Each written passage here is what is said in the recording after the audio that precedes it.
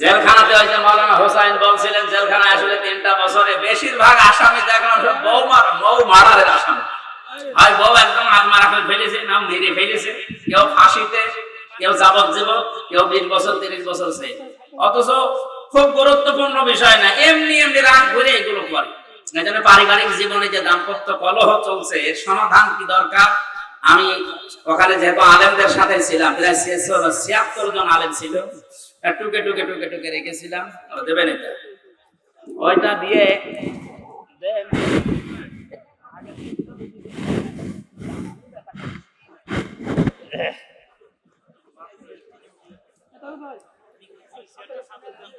ওই টোকাগুলো এসে বাইরে এসে আমি 2টা বইও করেছি। একটা যে দাম্পত্য জীবনে পুরুষের কি কলহ চলছে আর এটার সমাধান কি, আর মেয়েদের কি সমস্যা চলছে আর সমাধান কি। এই 2টা 130 পৃষ্ঠার বই আপনারা দেওয়ার সময় নিয়ে গেলে আপনাদের উপকার হবে, আমারও লেখা অন্তত একটু কষ্ট সার্থক হবে না। কয়েকটা বই এনেছে মাত্র।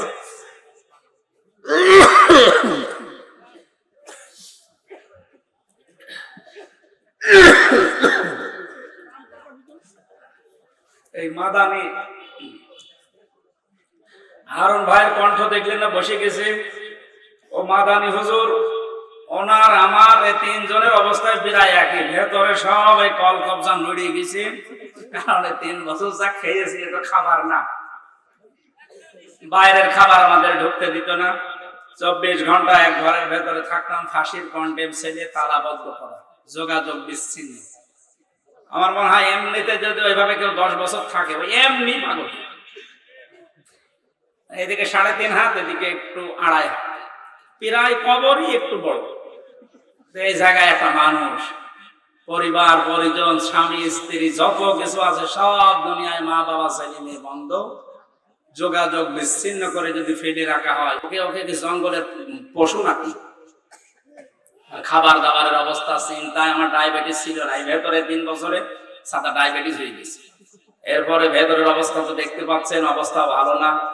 জোর করে করে শরীরও সাপোর্ট দেয় না, কণ্ঠও সাপোর্ট দেয় না, চারিদিক থেকে আসে। আমি মুসিবতের মতো ভেতরে ভাবছিলাম। তারপরও এসেছি আপনাদের কাছে বড় আশা নিয়ে কথাগুলো আসলে বোঝানোর জন্য। মাসটা আর একদিন আছে, 14টা জিনিস দিতে আসলো, আমরা একটাও নিতে পারলাম না, আবার চলে গেল। কালকে মাসটা শেষ, শাবান মাস শুরু হবে পরশু দিন থেকে। আমরা 14টা বিষয় এই মাসে নেওয়ার কথা, একটাও নিতে পারলাম না। এই মাস আল্লাহর কাছে কিছু বলবে না? আল্লাহ আমাদেরকে মাসের 14টা শিক্ষা অনুধাবন করে আমল করার তৌফিক দিন, বলেন আমিন।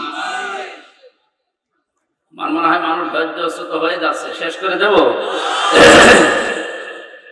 সুবহানাল্লাহ, আলহামদুলিল্লাহ, লা ইলাহা ইল্লাল্লাহ। সুবহানাল্লাহ, আলহামদুলিল্লাহ, লা ইলাহা ইল্লাল্লাহ, লা ইলাহা। ঠান্ডা ওলি করা দশ লেখছেন, চা খাইয়া সুবহানাল্লাহ।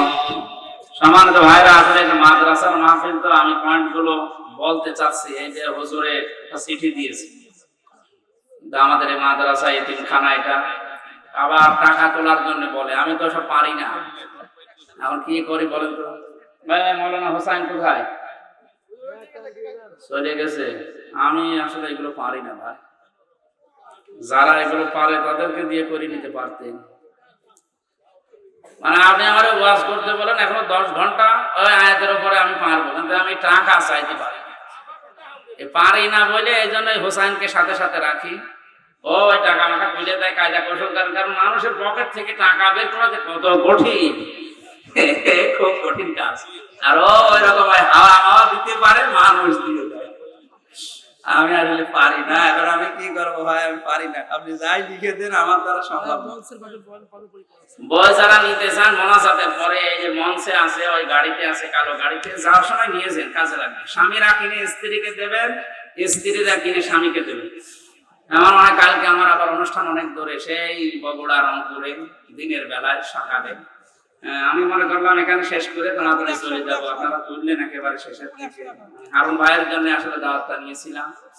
আগামীতে আসলে আমার একটু আগে তুলেন আর একটা মাহফিল দিন। আমি মনে হয় শেষ করতে গেলে এখন ঘন্টার পরে ঘন্টা লাগবে, আর আপনারাও বোঝার মতো ধৈর্য আপনাদের এখন আর নেই। শেষ করছি, আমি শেষ করে দিলি। আপনারা যদি টাকা পয়সা দেন তাহলে একটু চালাবো, টাকা না দিলে আর না। টাকা পয়সা না দিলে এত বড় মাহফিলের আয়োজন করেছে এনারা। টাকা দিয়েছে? কয় টাকা? কত? 5 টাকা? না 5 টাকা দিলে হবে না। এই ওঠেন কেন? কি আশ্চর্য, টাকার কথা বললে মানুষেরা না। আল্লাহুম্মা আমিন। রব্বানা আতিনা ফিদ দুনিয়া